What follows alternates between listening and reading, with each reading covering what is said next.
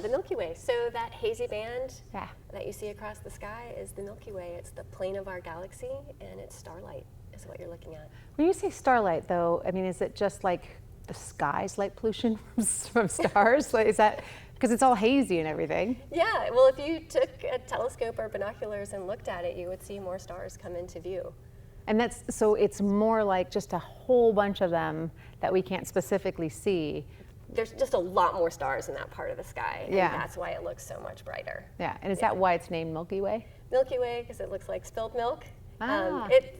It goes by many other names and has been seen as many other things in various cultures, though, of Right. course. I like. But when I shoot like starscapes, I always see that come in, and I'm not exactly sure what it is.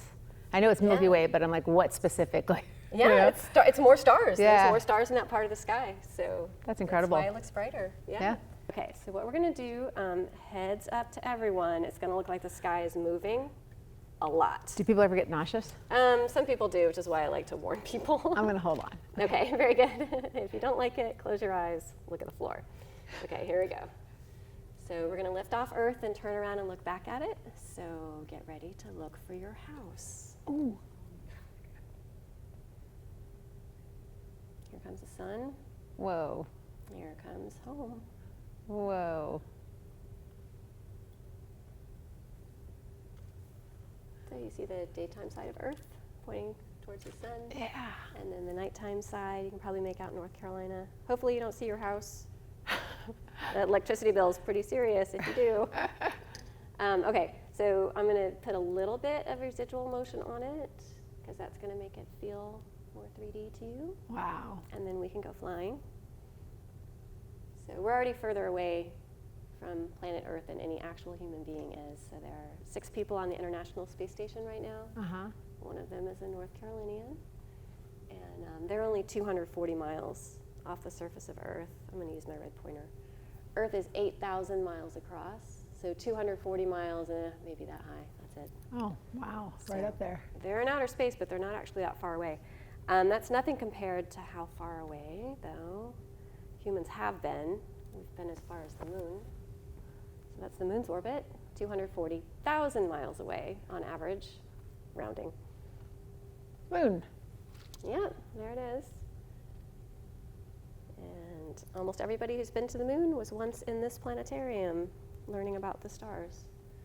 Wait, what do you mean? We trained astronauts here in the 1960s and 1970s, so Neil Armstrong made a number of visits here to learn celestial navigation, because they had to be able to just look out of their small spacecraft window at a small portion of the sky and know how to identify key guide stars, and that was information they used to figure out how the spacecraft was oriented in space. Wow. And they used that knowledge on all of their early missions. I did not know that. Mhm. Yeah, we got a historical marker on Franklin Street. Here we go. This is showing you the flight paths of Pioneer 10 and 11 and Voyager 1 and 2 plotted out to the year 2050. And Whoa. they are still in our solar system. If you define solar system as everything the sun holds in with its gravity, so that's what this grid is supposed to represent, the sun's gravitational influence. And that's a big distance, 2 light years across. It takes light 2 years to travel from one side of the Oort cloud to the other. Okay, so a light year. Mm-hmm. What would we call that in our time?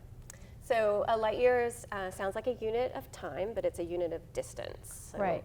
1 light year is the distance that light travels in a year. And so light, of course, moves very fast, fastest thing in the universe, 186,000 miles a second.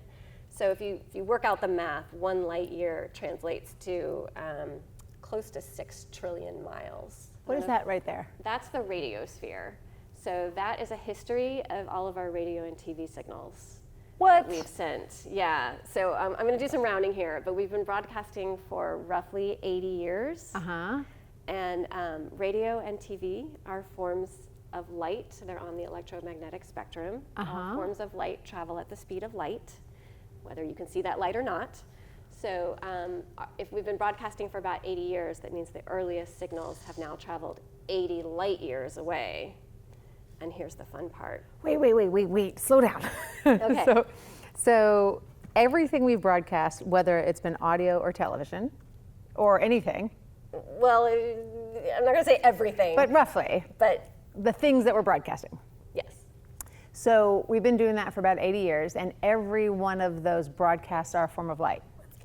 Hold on, this is mind-blowing. I've never heard this before. If it's on the electromagnetic spectrum, then it's a form of light. My name is Katie Mack. I'm a theoretical astrophysicist based at North Carolina State University, and I study the universe. I study cosmology, so that's the study of the universe from beginning to end, on the largest scales, on the smallest scales, how everything works and how everything fits together. I mean, in some ways it's just like any other job. If your job is being an accountant, you spend your work hours staring at spreadsheets, and then you have a life outside of that. And for me, it's the same. I have my work hours, I read papers, I do calculations, I write computer code, I look at equations, I think about these big concepts, but outside of that, I have a regular life for the most part. I play sports, I hang out with friends, I read books, I watch TV, all of the usual things. I think for me, studying the cosmos, it's part of trying to understand ourselves, where we come from, how we fit into the universe. We as curious people, as a species, we just want to understand, where we are, how we fit in, what's the meaning of everything, how does it all come together, how did we get here, where are we going, all of those big questions. And science and astronomy and cosmology, all of these are just ways to address that, and there have been many ways that humans have asked those questions over the years. And right now, with cosmology, with the study of the universe, we can learn a lot about where we came from on the most basic level, where the whole universe came from, how physics works, how the cosmos works, why we live on the kind of planet we do, how that came to be. All of those kinds of questions are things we can really address now. We can study, the very, very beginning of the universe, the first tiny fraction of a second. We can figure out exactly what was happening. We can see the light left over from the Big Bang. All of these kinds of things we have access to now with our telescopes and our experiments and our mathematics, and that's amazing to me. And that's, just part of the human endeavor, is to understand as much as we can. And so with cosmology, with astronomy, we're doing part of that work. We're really trying to understand where we come from and conceptualize and sort of get perspective on where we are and how we got here and where we're going. So whenever we look out into the world, even just in this room, not even looking out into space, we're always seeing what we're seeing at a bit of a delay, right? Because light takes time to travel, and it turns out light takes about a nanosecond to travel a foot.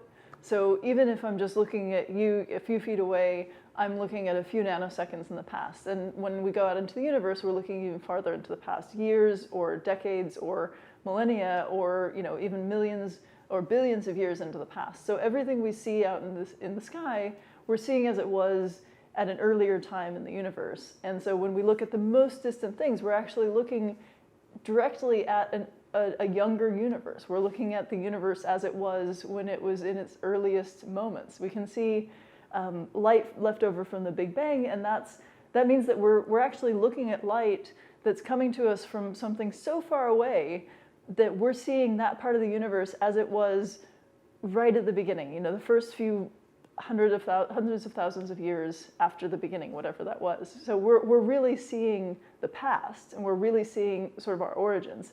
We can't see this part of the universe as it was a long time ago, but we can see other parts of the universe as they were in the distant past, and we can sort of extrapolate that, if every other part of the universe that we can see was in this sort of hot primordial soup in the early times, then that tells us something about our origins too. So by looking at really distant things, we're looking into the past, and by looking at the past in other parts of the universe, we learn about what the past was like here and where we came from.